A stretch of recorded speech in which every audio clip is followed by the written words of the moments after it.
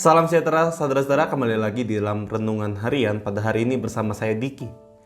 Ayat pada hari ini diambil dari Kisah Para Rasul 28 ayat 1 sampai dengan 10 dengan tema Luka Lama yang Terkuak. Kisah Para Rasul 28 ayat 1 sampai dengan 10 berbunyi demikian. Setelah kami tiba dengan selamat di pantai, barulah kami tahu bahwa daratan itu adalah Pulau Malta. Penduduk di pulau itu sangat ramah kepada kami. Mereka menyalakan api besar dan mengajak kami semua ke situ karena telah mulai hujan dan hawanya dingin. Ketika Paulus memungut seberkas ranting-ranting dan meletakkannya di atas api, keluarlah seekor ular beludak karena panasnya api itu, lalu menggigit tangannya. Ketika orang-orang itu melihat ular itu terpaut pada tangan Paulus, mereka berkata kepada seorang yang lain, "Orang ini sudah pasti seorang pembunuh. Sebab meskipun ia telah luput dari laut, ia tidak dibiarkan hidup oleh Dewi Keadilan." Tetapi Paulus mengibaskan ular itu ke dalam api dan ia sama sekali tidak menderita sesuatu. Namun mereka menyangka bahwa ia akan bengkak atau akan mati rebas ketika itu juga. Tetapi sudah lama menanti-nanti mereka melihat bahwa tidak ada apa-apa yang terjadi padanya. Maka sebaliknya mereka berpendapat bahwa ia seorang dewa. Tidak jauh dari tempat itu ada tanah milik gubernur pulau itu. Gubernur itu namanya Publius. Ia menyambut kami dan menjamu kami dengan ramahnya selama 3 hari. Ketika itu ayah Publius terbaring karena sakit demam dan disentri. Paulus masuk ke kamarnya, ia berdoa serta menumpangkan tangan ke atasnya dan menyembuhkan dia. Sesudah peristiwa itu datanglah juga orang-orang sakit lain dari pulau itu dan mereka pun disembuhkan juga. Mereka sangat menghormati kami dan ketika kami bertolak, mereka menyediakan segala sesuatu yang kami perlukan. Saudara-saudara, luka masa lalu yang terkorek ataupun terkuak gitu ya, tidak jarang membuat orang merasa tidak nyaman. Bahkan tidak sedikit juga orang berusaha menutupi trauma-trauma yang dialami masa lalu itu agar orang lain tidak mengetahuinya. Aib masa lalu sebisa mungkin ditutup dan tidak ada lagi yang mengungkit kesalahan ataupun trauma yang telah dialaminya atau dilakukan. Suatu ketika saya bertemu dengan seseorang, kami dulu berbicara dengan asik dan membuka banyak topik.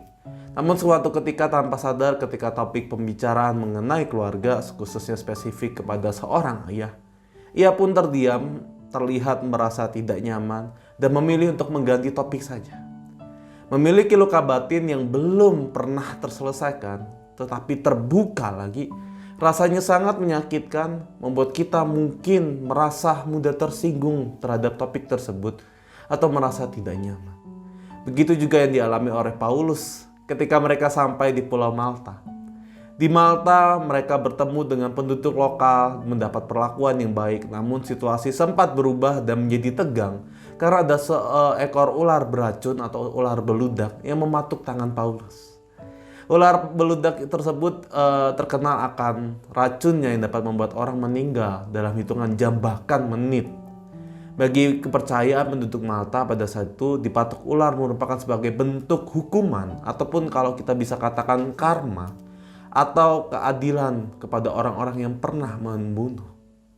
Kalau ditanya apakah Paulus pernah membunuh? Ya tentu saja iya.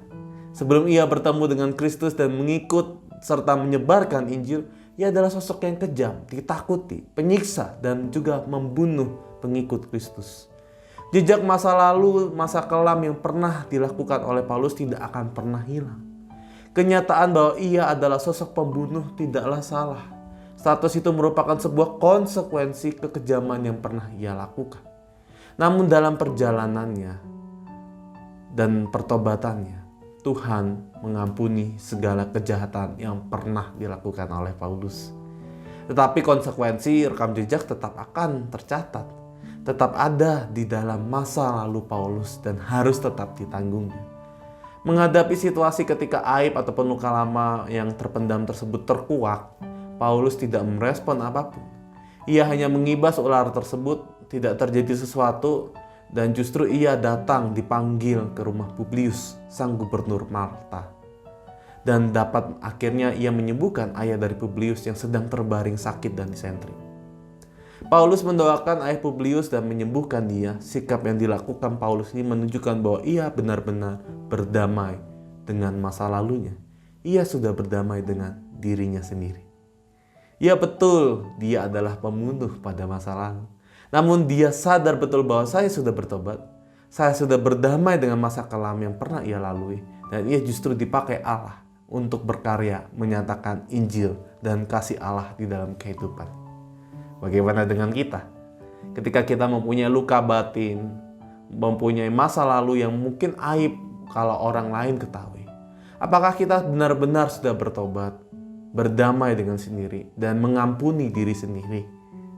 Ketika kita mau untuk menjalani segala proses itu, maka percayalah, Tuhanlah yang mendampingi, Tuhanlah yang menguatkan, Tuhanlah yang melengkapi, dan menjadi berkat bagi orang lain. Amin.